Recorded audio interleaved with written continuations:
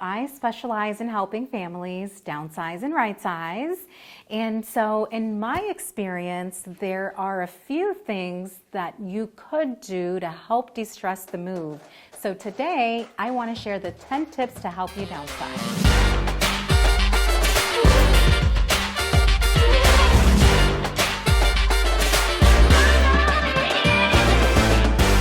Tip number 1, start early.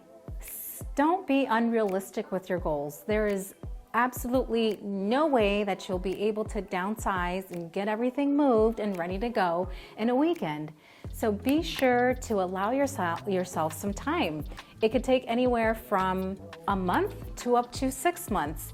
I have clients who I've been speaking to for about a year. And so please just know that starting early is never a bad idea. Number 2, space plan ahead. Recently, I have a client who is moving from her traditional home into an assisted living community, which I actually like to call a cruise, because you get everything you need and it's at your disposal. So what we're doing this coming Monday is I'm going to be headed out to her home. We're going to take a look at what she's moving into and what she's moving out of and decide what furniture does she really need for the new space and square footage she's moving into.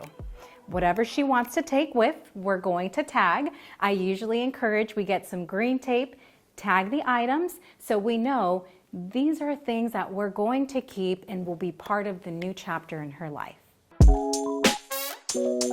Tip number 3, you're going to create a throwaway pile. So with throwaway piles, I usually encourage that you get some red tape and indicate which items you want to get rid of. These items are items that you probably haven't used in the last 6 months to a year. So if you have a spatula in the kitchen, or you have clothes that you haven't put on, possibly some shoes, or the storage unit in the back of the home, that's probably going to be a big red throwaway pile. So again, you want to make sure you create that throwaway pile. Tip number 4, declutter your space. So there is a high likelihood that you're moving into a home with 2 or 3 less bedrooms, even potentially losing an office. Start there. Go to the bedrooms where you know you will not have any space and decide, do I want to throw away? Do I want to give away? Do I want to donate? Is there a family member that potentially wants these items? I promise you it will make the move much easier, because when you start with something that you are unable to truly take with you, it just makes that thought process much easier for you. And you get rid of more of the emotional connection when you're going through it, because truly you have no choice. There's no option in the new space for you. Tip number 5, move on to the problem areas. So I mentioned a spatula a little earlier today. And when I say problemed areas, you want to think about, again, the kitchen. You want to think about the garage, potentially a storage. Those areas, again, are just holding stuff that you haven't used in quite some time. And again, if you're moving into an assisted living community, a memory care community, what I like to call as, again, a cruise ship, you don't want to, or you won't have a garage space anymore. You're not going to have storage anymore. So what are you going to do with that stuff? There are some really cool things you could do. And I'll share with you here in just a bit on how to definitely eliminate those items. Tip number 6, get rid of duplicates. If you have duplicate sheets, if you have duplicate spatulas, potential cookie sheets, pots and pans, remember, people are going to cook for you and you need to take advantage of that. Let's get rid of it. Let's throw away the additional cookie sheets. Let's throw away the pots and pans. And truly, you're not going to have space for all the additional covers, the blankets, the sheets. And so getting rid of any duplicate item in the home will save you lots of space in the new home. Tip number 7, reduce collections creatively. Do you have a collection of the nice little things remembered figurines or crystal in your home? I know it's tough to part ways with those. After all, it's been a lifetime, and you've been collecting these throughout, potential trips and different phases of your life. So give yourself permission to take a handful of those. You don't want to get rid of them entirely.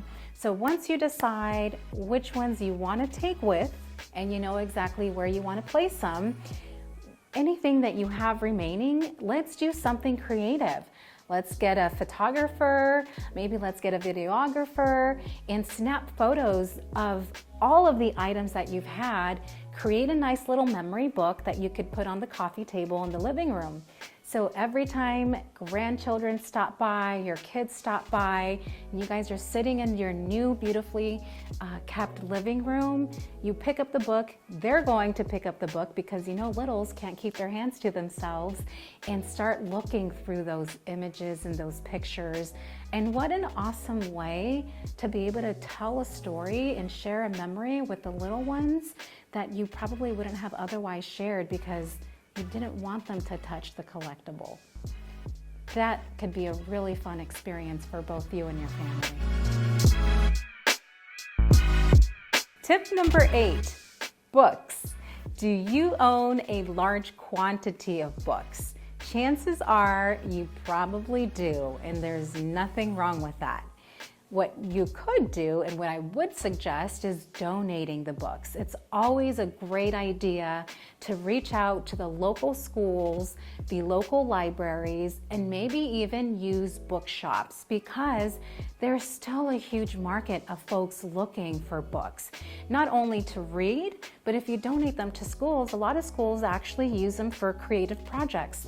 So make sure that rather than tossing those books, you make some time and some space to give those to people who actually need them and will cherish them as much as you have.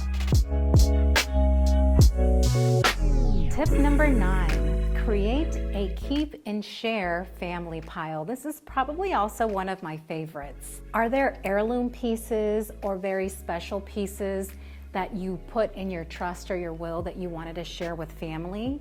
Well, why not do it now? It serves two purposes.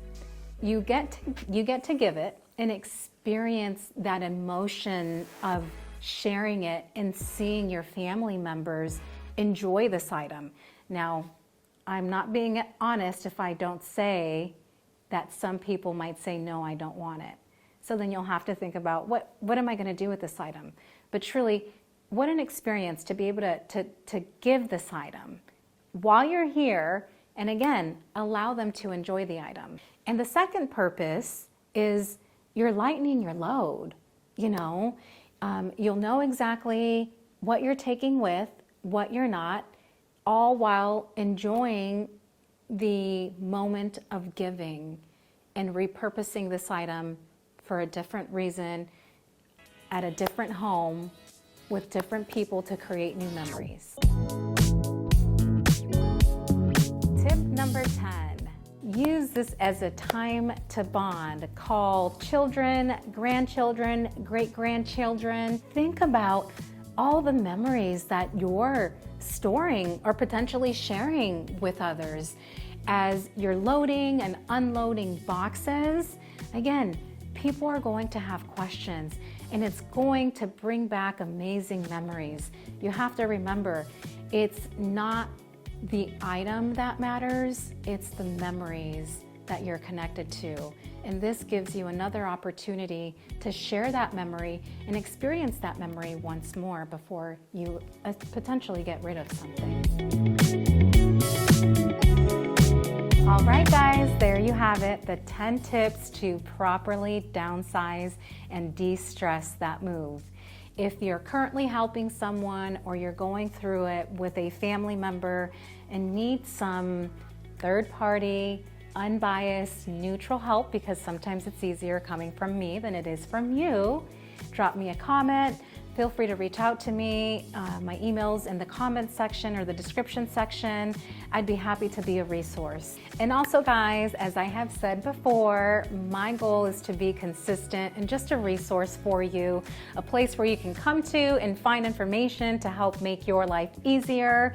And so if you like this video, I would appreciate a like and hit the subscribe button to get updated and stay up to date with more information. We'll see you next time.